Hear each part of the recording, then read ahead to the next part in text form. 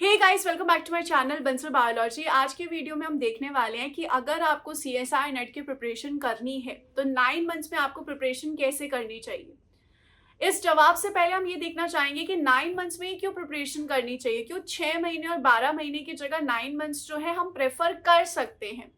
इसका रीजन ये है कि देखो, जो सीएसआई का एग्जाम होता है वो जून में होता है और दिसंबर में होता है। 6 मंथ्स काफी सारे स्टूडेंट्स के लिए कम पड़ते हैं और काफी सारे स्टूडेंट के लिए 1 ईयर बहुत ज्यादा हो जाता है। बहुत सारे स्टूडेंट्स कहते हैं 1 ईयर बहुत लंबा समय है, 6 मंथ्स बहुत छोटा समय है। तो उसके बीच में 9 मंथ्स जो होता है ऐसे स्टूडेंट्स के लिए बहुत सही रहता है। इसमें आपको बहुत जल्दबाजी में भी प्रिपेयर नहीं करना पड़ता और बहुत स्लो भी नहीं करना पड़ता। आप 9 मंथ्स में आराम से अपनी प्रिपरेशन जो है कर सकते हैं। तो अगर आपको आराम से, बहुत जल्दबाजी में भी नहीं और बहुत आराम से भी प्रिपरेशन नहीं करनी है तो आप 9 मंथ्स को प्रेफर कर सकते हैं।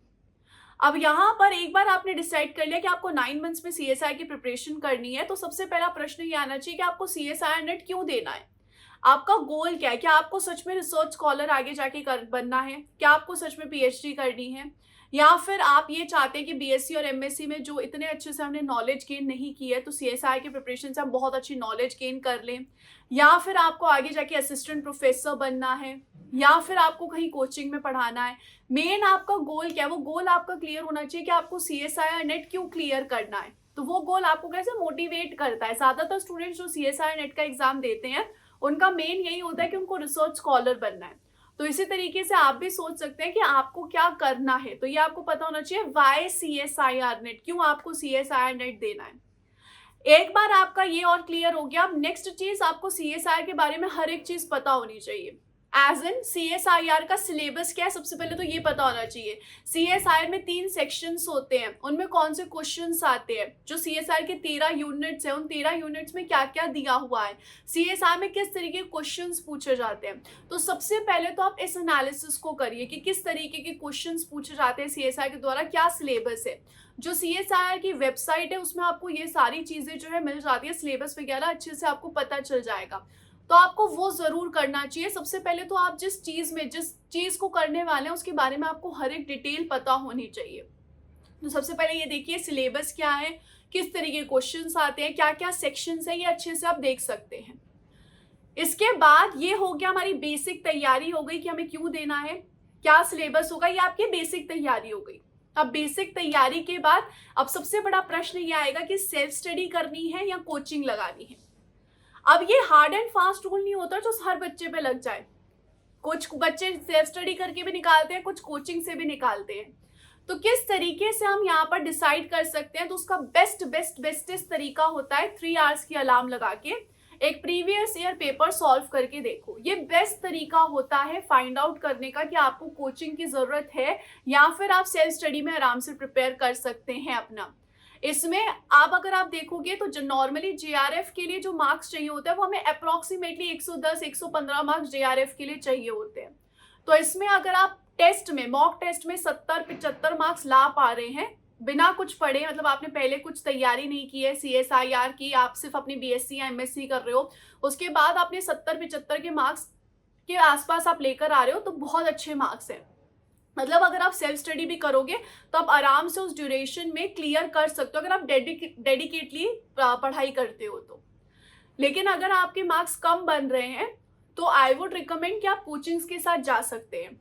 तो उस कंडीशन में क्या होता है, देखिए कोचिंग और सेल्फ स्टडी में ज्यादा फर्क नहीं होता। कोचिंग और सेल्फ स्टडी में ये फर्क होता है कि कोचिंग में आपको मटेरियल प्रोवाइड कर दिया जाता है, कोचिंग में आपको ये बता दिया जाता है कि ये पढ़ लो, कोचिंग में आपको हर एक चीज समझा दी जाती है। वहीं सेल्फ स्टडी में वो सब आपको खुद से करना पड़ता है।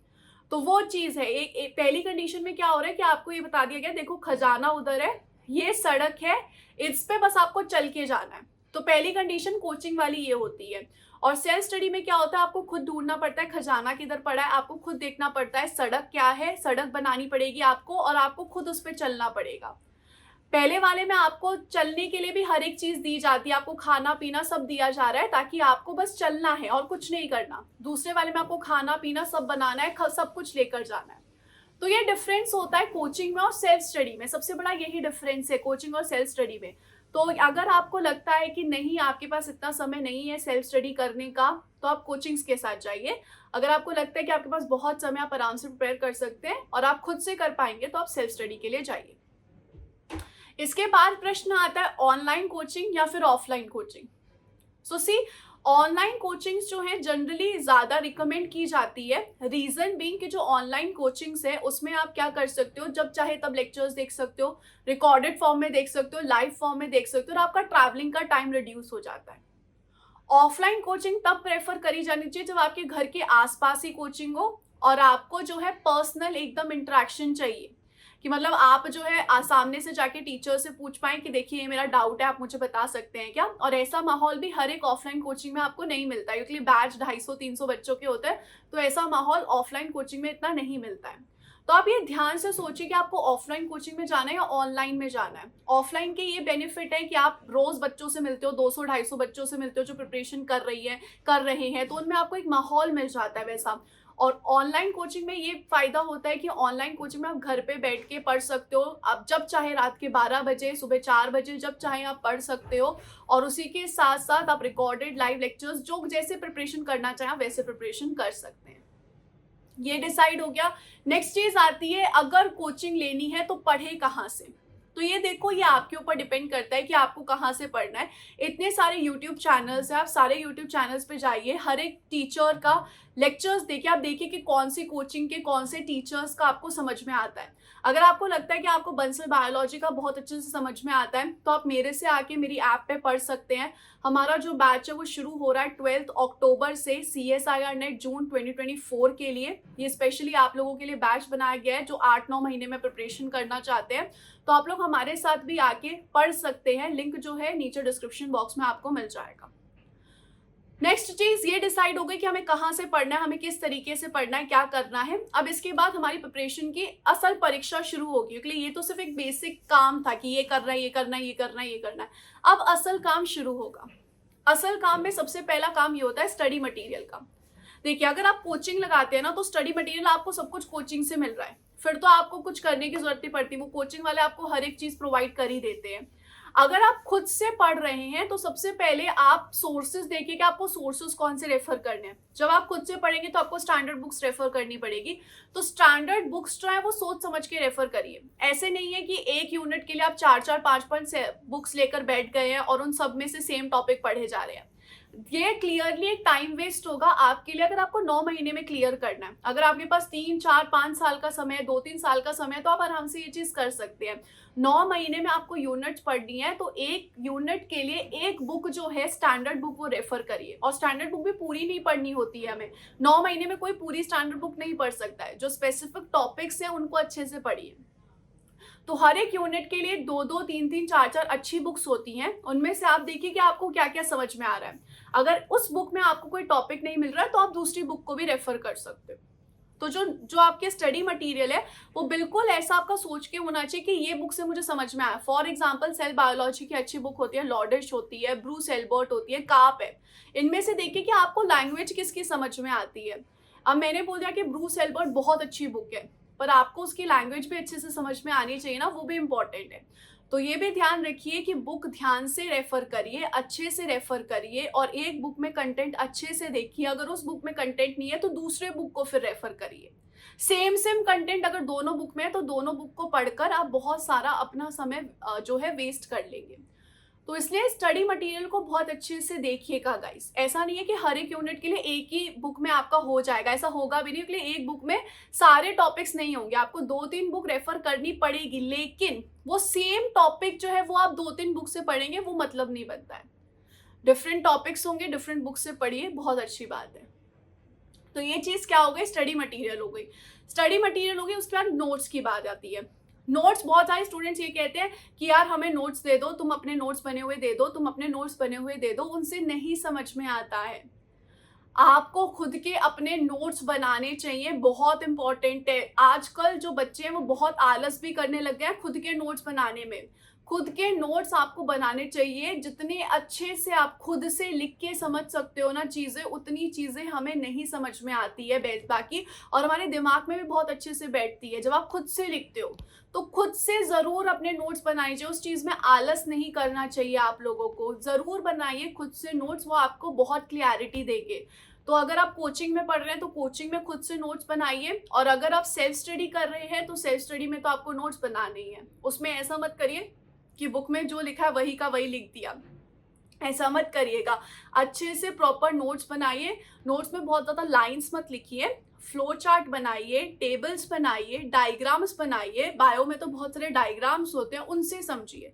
लंबे लंबे पैराग्राफ्स नोट्स में मत लिखिए। तो ये आपको नोट्स बनानी पड़ेंगी। उसके बाद यूनिट्स टू टारगेट, कितनी यूनिट्स आपको टारगेट करनी चाहिए? देखो 13 यूनिट्स है। 13 में से 13 अगर आप कंप्लीट यूनिट्स 9 महीनों में टारगेट करने की बात करेंगे ना तो आप कर लेंगे। लेकिन उसमें दिक्कत क्या होगी कि चीजें दिमाग में भी तो रहनी चाहिए। रिवीजन, देखो 2 स्टूडेंट्स है, एक स्टूडेंट ने 13 की 13 यूनिट पढ़ी और एक स्टूडेंट ने 10 यूनिट पढ़ी, 9 यूनिट पढ़ी, लेकिन उनको बहुत अच्छे से रिवाइज किया। मतलब उन 9-10 यूनिट में जो भी उसके नोट्स में सारे उसके दिमाग में है। तो ज्यादा सिलेक्शन होने के चांसेस किसके? सेकंड वाले के। क्योंकि जितना ज्यादा आप रिवाइज करेंगे उतना ज्यादा चीजें आपके दिमाग में बैठेगी और उतने ज्यादा अच्छे से आपको पेपर में रिकॉल हो पाएगी चीजें। तो 9 to 10 यूनिट्स जो होती हैं अगर आप अच्छे से करें तो मोर देन सफिशिएंट होती है। अगर आपको 13 यूनिट करनी है तो बाकी यूनिट्स के कुछ इंपॉर्टेंट टॉपिक्स कर लीजिए, लेकिन 13 की 13 यूनिट कंप्लीट करने भागेंगे ना तो उसमें रिवीजन का टाइम कम हो जाएगा, क्वेश्चन प्रैक्टिस का टाइम कम हो जाएगा। और CSIR में जितना रिवीजन, जितना क्वेश्चन प्रैक्टिस, उतना ज्यादा आप एग्जाम के करीब जाएंगे। तो ज्यादा से ज्यादा रिवीजन करिए, ज्यादा से ज्यादा क्वेश्चन प्रैक्टिस करिए और एग्जाम ओरिएंटेड पढ़िए। बहुत सारे स्टूडेंट्स का ये होता है कि हमें बहुत पढ़ना है, हमें बहुत पढ़ना है, हमें बहुत पढ़ना है, उसमें CSIR क्लियर नहीं हो पाता। आप बहुत अच्छे से CSIR क्लियर कर लीजिए। हमारे पास बहुत समय है पढ़ने का, लेकिन CSIR अगर क्लियर नहीं होगा तो वो एक अलग ही डिप्रेशन होता है, अलग ही परेशानी होती है कि यार क्लियर नहीं हुआ, हमने तो इतनी अच्छे से तैयारी की थी, इतने अच्छे से पढ़ा था।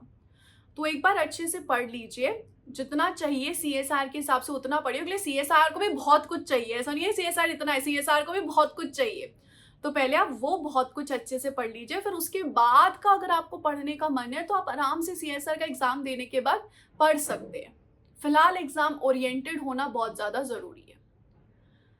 इसके अलावा question practice and previous year question जरूर करिए। मैंने वही कहा, आपको रिवीजन और क्वेश्चन प्रैक्टिस बहुत ज्यादा जरूरी है। अगर आप दिन में 4 घंटे पढ़ रहे हैं तो 4 घंटे में से 1 घंटा आपका रिवीजन और क्वेश्चन प्रैक्टिस का होना ही चाहिए। रेगुलरली रिवीजन और क्वेश्चन प्रैक्टिस बहुत ज्यादा इंपॉर्टेंट है।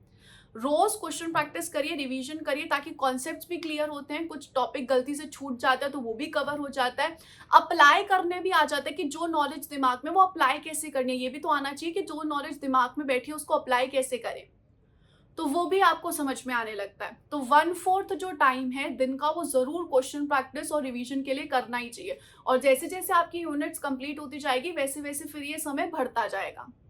जब आपकी 8 यूनिट 7 यूनिट हो जाए तो आप 50% नया पढ़िए, 50% क्वेश्चन प्रैक्टिस और रिवीजन करिए। तो ये चीज आप कर सकते हैं। इसके अलावा अगर हम यहाँ पे बात करें तो नेक्स्ट चीज होती है प्रॉपर डिसिप्लिन होना। एक प्रॉपर डिसिप्लिन बहुत ज़्यादा ज़रूरी है अगर आप किसी भी चीज़ को करते हैं। तो अगर आप देखोगे कोई जो लोग होते हैं जो दौड़ते हैं या फिर कोई भी स्पोर्ट्स एक्टिविटी में होते हैं या कोई भी बड़े लेवल के पे जो भी लोग होते हैं वो सब एक प्रॉपर टाइम टेबल मेंटेन करते हैं, डिसिप्लिन मेंटेन करते हैं। डिसिप्लिन होना बहुत ज़्यादा ज़रूरी है कि भले हमें यहाँ पर कुछ भी हो जाए, हमें 2 घंटे 1 घंटे तो पढ़ना ही पढ़ना है। ऐसे नहीं है कि मतलब 4 घंटे ही पढ़ना है, क्योंकि हो सकता है आप लोग MSc कर रहे हो, आपके कॉलेज के प्रोजेक्ट्स भी होंगे, लेकिन एटलीस्ट 1 घंटा आधा घंटा तो हमें पढ़ना ही है। एक प्रॉपर डिसिप्लिन होना चाहिए। अगर आपके पास एक प्रॉपर डिसिप्लिन है तो वो आपको CSR के एग्जाम में तो हेल्प करेगा ही करेगा, उसके अलावा आगे की जिंदगी में भी आपको बहुत हेल्प करेगा एक डिसिप्लिन में रहने का। तो एक डिसिप्लिन प्रॉपर मेंटेन रखिए, एक अच्छे से टाइम टेबल मेंटेन रखने की कोशिश कीजिएगा, वो आपको बहुत हेल्प करेगा CSR में भी और आगे की जिंदगी में भी। इसके अलावा बहुत सारे स्टूडेंट्स का ये भी होता है कि ठीक है हमने CSR लेवल का पढ़ लिया है लेकिन हम इंटरव्यू को कैसे फेस करें। तो इसके लिए ये भी मैं सजेस्ट करूंगी कि आपके पास 8-9 महीने जो प्रिपरेशन के लिए होते हैं तब आप छोटी मोटी इंटर्नशिप्स भी देख सकते हैं। 10 दिन की 15 दिन की आप इंटर्नशिप्स भी देख सकते हैं। तो जो 10-15 दिन की इंटर्नशिप्स है ये आपको और आपकी जो प्रोफाइल है वो भी बिल्ड करेगी, उसी के साथ साथ आपको बहुत हेल्प करेगी आगे जाके भी।